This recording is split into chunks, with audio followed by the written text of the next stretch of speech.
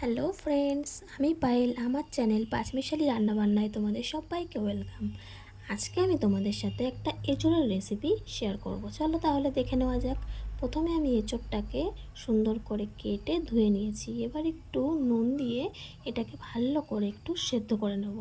ভালো করে সেদ্ধ করে নিতে হবে, 80% সেদ্ধ করে নেব। এরপর এদিকে আমি একটা পেঁয়াজ কেটে নিচ্ছি। দেখো, পেঁয়াজটাকে একটু কুচি কুচি করে নিচ্ছি। তারপরে একটা রসুনও কেটে নেব।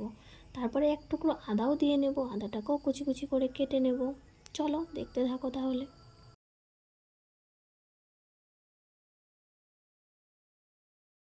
দেখো, এদিকে আমার আদাটাও কাটা হয়ে গেছে। এবার রসুনটাকেও কেটে নেব, নিয়ে এবার সবগুলোকে পেস্ট করতে হবে। এবার দেখো, এদিকে আমার এঁচোড়টাও ভালো মতো সেদ্ধ হয়ে গেছে, প্রায় হয়ে এসছে।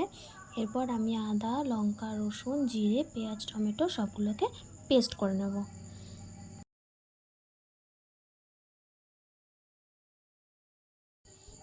একটু জলও দিয়ে নিলাম, দিয়ে পেস্ট করে নিলাম। দেখো, এদিকে আমার এঁচোড়টা খুব ভালো মতো সেদ্ধ হয়ে এসছে। এবার আমি গ্যাসটাকে অফ করে দেবো। ভালো সেদ্ধ হয়ে গেছে দেখো। এবার আমি আবার পাশের ওভেনটা অন করে নিলাম। এবার কড়াইটাকে একটু শুকিয়ে নেব, নিয়ে তেল দিয়ে দেখো তেলটা দেওয়া হয়ে গেছে। এরপর আমি একটু হলুদ দিয়ে দিলাম, যাতে ছিটকে তেলটা গায়ে না আসে। এবার পেঁয়াজ কুচি দিয়ে দিলাম, পেঁয়াজটা একটু গোল্ডেন ব্রাউন করে ভেজে নিতে হবে।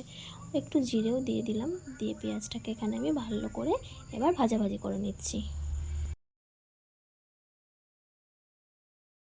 দেখো, এবার পেঁয়াজটা ভালো করে ভেজে নিয়েছি, নিয়ে আমি যে মশলাটা করে রেখেছিলাম সেটা এবার তার মধ্যে দিয়ে নিলাম। দিয়ে মশলাটাকে একটু সুন্দর করে কষিয়ে নিতে হবে, কাঁচা গন্ধটা যাতে চলে যায়। ভালো করে তেল ছেড়ে আসলে এবার আমি মশলার বাটিটা ধুয়ে একটু জল দিয়ে নিলাম। দিয়ে এবার ভালো করে মশলাটাকে কষিয়ে নেব। যখন তেলটা ছেড়ে আসবে তারপরে আমি একে একে গুঁড়ো মশলাগুলো দিয়ে নেব। চলো তাহলে দেখো। এদিকে আমরা যে সেদ্ধ করে রেখেছিলাম এঁচোড়টা, সেটা আমি একটু ভালো করে ধুয়ে নিলাম, জলটা সেঁকে নিলাম। দেখো, এদিকে আমার মশলাটাও ভালো মতো তেল ছেড়ে এসছে, কষানো হয়ে গেছে প্রায়। এবার আমি একটু হলুদ, একটু লবণ দিয়ে নিলাম। লবণটা একটু বুঝেই দিতে হবে, যেহেতু সিদ্ধ করার সময় আমাদের লবণটা দেওয়া ছিল, তাই লবণটা আমি একটু অল্পই দিলাম, নাহলে লবণটা আবার বেশি হয়ে যেতে পারে। এরপর এখানে আমি এক এক করে গুঁড়ো মশলাগুলো দিয়ে নিচ্ছি। একটু লঙ্কার গুঁড়ো দিয়ে নিলাম, একটু মিট মশলাও দিয়ে নিলাম। তোমরা চাইলে মিট মশলা দিতেও পারো, নাও পারো, আমি একটু দিয়ে নিলাম, আমার ভালো লাগে। এবার মশলাটাকে ভালো করে গুঁড়ো মশলাগুলোকে মশলার সাথে ভালো করে নেড়ে চেড়ে কষিয়ে নিলাম। এবার সেদ্ধ করা এঁচোড়টা দিয়ে নিলাম। এবার এঁচোড় দিয়ে ভালো করে মশলার সাথে এঁচোড়টাকে ভালো করে মাখিয়ে একটু কষিয়ে নিতে হবে। বেশ সুন্দর করে একটু কষাতে হবে, একটু টাইম দিয়ে কষাবে, তাতে ভালো হবে।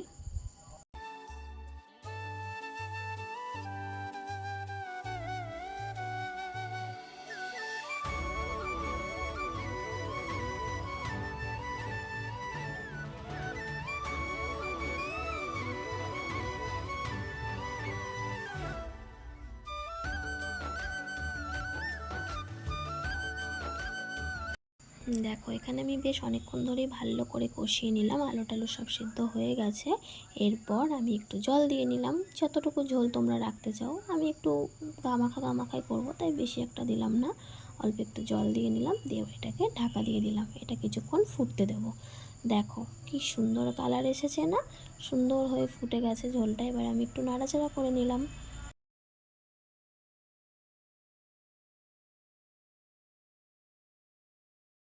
দেখো, এঁচোড়টাও কিন্তু খুব সুন্দর সিদ্ধ হয়ে গেছে। আর আগে তো আলুটা দেখলেই কত সুন্দর আলুটা গলে গেছে।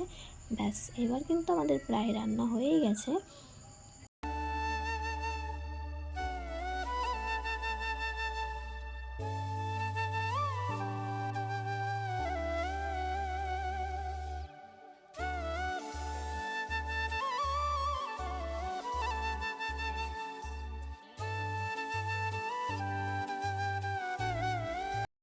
আর একটু আমি এখানে ফুটিয়ে নিলাম ঝোলটাকে, যাতে একটু কমে আসে। এবার একটু চিনি দিয়ে দিলাম, যাতে স্বাদের ব্যালেন্সটা হয়।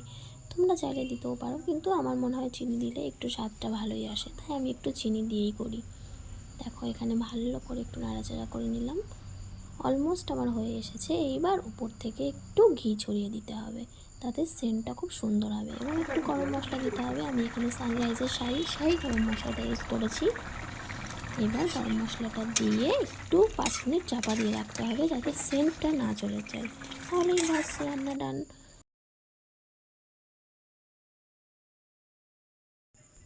দেখো আমি 5 মিনিট মতো ঢাকা দিয়ে রেখে দিয়েছি। এইবার চাপাটা খুলে দেখো ঝোলটাও কতটা টেনে গেছে, কালারটাও কত সুন্দর এসছে না। এবার আমি এটাকে একটা পাত্রে ঢেলে নিলাম। দেখো কত সুন্দর লাগছে না দেখতে। এবার আমি এটাকে একটুখানি সাজিয়ে নিলাম। রেসিপি ভালো লাগলে একটা লাইক, একটা কমেন্ট, শেয়ার ও সাবস্ক্রাইব করে দিয়ে